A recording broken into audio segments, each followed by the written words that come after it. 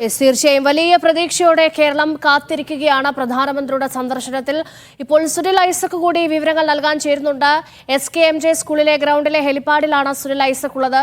സുനിൽ, പഴുതടച്ച സുരക്ഷാ ക്രമീകരണങ്ങളാണോ പ്രധാനമന്ത്രിയുടെ വരവിനോടനുബന്ധിച്ച് ഏർപ്പെടുത്തിയിട്ടുള്ളത്? രേഷ്മ, അത് സ്വാഭാവികമായും അങ്ങനെ തന്നെയായിരിക്കും. കാരണം പ്രധാനമന്ത്രിയുടെ സന്ദർശനമാണ്. വലിയ സുരക്ഷാ ക്രമീകരണങ്ങളൊക്കെ ഇന്നലെ മുതൽ തന്നെ ഏർപ്പെടുത്തിയിട്ടുണ്ട്. ഏതാണ്ട് 24 മണിക്കൂർ മുമ്പ് തന്നെ ആ പ്രദേശത്തിന്റെ പൂർണ്ണമായ നിയന്ത്രണമൊക്കെ സുരക്ഷാ സേന ഏറ്റെടുക്കുകയൊക്കെ ചെയ്തിരിക്കുന്നു.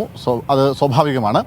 11:20 കണ്ണൂർ വിമാനത്താവളത്തിലെത്തും നാവികസേനയുടെ പ്രത്യേക വിമാനത്തിൽ. അതിനുശേഷം 11:25 ഹെലികോപ്റ്ററിൽ ഇവിടേക്ക് എത്തും എന്നാണ് അറിയിച്ചിരിക്കുന്നത്. പക്ഷേ നിലവിൽ നമുക്ക് ഡൽഹിയിൽ നിന്ന് ലഭിക്കുന്ന വിവരമനുസരിച്ച് വിമാനം വൈകുന്നു എന്ന വിവരമാണ് ലഭ്യമാവുന്നത്. അങ്ങനെയാണെങ്കിൽ ഒരുപക്ഷെ കണ്ണൂരിലെത്താൻ 12 മണി ഓളം എടുക്കും എന്നാണ് ഏറ്റവും ഒടുവിൽ ലഭ്യമാവുന്ന വിവരം. കണ്ണൂർ വിമാനത്താവളത്തിൽ അത് സംബന്ധിച്ച് ചില വിവരങ്ങൾ ലഭ്യമായിട്ടുണ്ട്.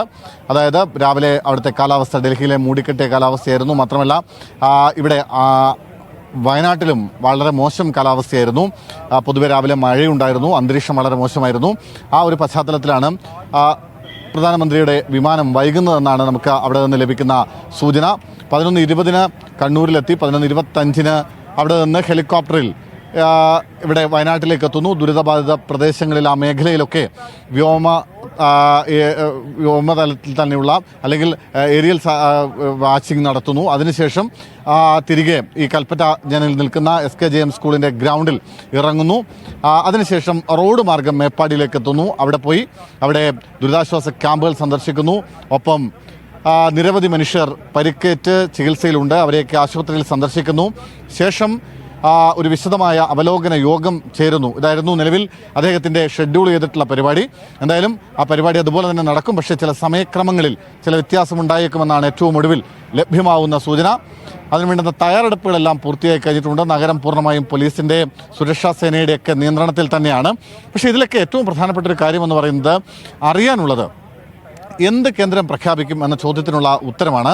അത് വലിയ പ്രതീക്ഷയോടുകൂടി കേരളം കാത്തിരിക്കുന്നു. കാരണം മുൻപുള്ള ചരിത്രങ്ങളൊക്കെ മാറ്റിവെച്ച് ഈ ഒരു വിഷയത്തെ ഗൗരവത്തോടുകൂടി കേന്ദ്രം എടുക്കും എന്നുള്ളൊരു പ്രതീക്ഷയാണ് എല്ലാവരും പങ്കുവയ്ക്കുന്നത്. കാരണം സമകാലിക കേരളം കണ്ടിട്ടില്ലാത്ത അത്രമേൽ വലിയ ഒരു പ്രകൃതി ദുരന്തത്തിനാണ് വയനാട് സാക്ഷ്യം വഹിച്ചത്.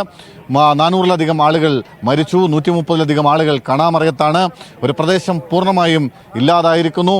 100 കണക്കിന് വീടുകൾ, ഒപ്പം വളർത്തുമൃഗങ്ങൾ, ഒരു പ്രദേശം, അവിടുത്തെ ഒരു ടൗൺഷിപ്പ് തന്നെ പൂർണ്ണമായും ഇല്ലാതാവുന്ന ഒരു അവസ്ഥയുണ്ടാവുന്നു. കിലോമീറ്ററുകൾ ദൂരത്തിൽ അപ്രത്യക്ഷമാവുന്ന ഒരു ദുരന്തമയമായ കാഴ്ചയാണ് വയനാട് മേപ്പാടിലും പരിസര പ്രദേശങ്ങളിൽ നിന്നും കഴിഞ്ഞ കുറേ ദിവസങ്ങളായി മനുഷ്യർ കണ്ടുകൊണ്ടിരിക്കുന്നത്. സ്വാഭാവികമായും അവർക്ക് പുനരുജ്ജീവനം ആവശ്യമാണ്, അവർക്ക് പുനരധിവാസം ആവശ്യമാണ്. അതിനുള്ള പദ്ധതികളാണ് പ്രധാനമായും ആലോചിക്കുന്നത്. ദുരിതാശ്വാസവും പുനരധിവാസവും സംബന്ധിച്ച കാര്യങ്ങൾ ചർച്ച ചെയ്യുന്നതിന് വേണ്ടിയാണ് 2:30 മണിക്ക് വയനാട് കളക്ടറേറ്റിൽ യോഗം വിളിച്ചു ചേർത്തിരിക്കുന്നത്. പ്രധാനമന്ത്രി തന്നെയാണ് യോഗത്തിൻ്റെ അധ്യക്ഷനാവുക.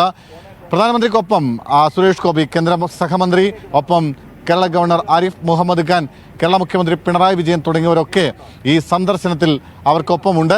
കഴിഞ്ഞ ദിവസങ്ങളിലൊക്കെ കേന്ദ്ര സഹമന്ത്രി ജോർജ് കുര്യനും സുരേഷ് ഗോപിയുമൊക്കെ ഇവിടെ എത്തുകയും പ്രാഥമികമായ ചില വിവരങ്ങൾ കേന്ദ്ര സർക്കാരിനെ ധരിപ്പിക്കുകയും ചെയ്തിട്ടുണ്ട്.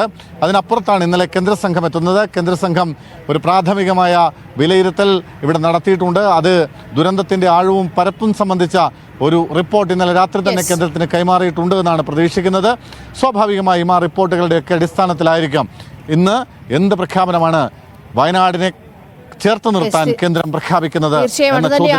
പറഞ്ഞതുപോലെ ദുരന്തബാധിതരുടെ പുനരധിവാസം, ജീവനോപാധി കണ്ടെത്തൽ, അങ്ങനെ നിരവധി വെല്ലുവിളികൾ സംസ്ഥാനത്തിന് മുന്നിലുണ്ട്. അപ്പോൾ അതിൽ ഒരു സഹായം, കേന്ദ്രത്തിന്റെ സഹായം കാക്കുകയാണ് നാട്.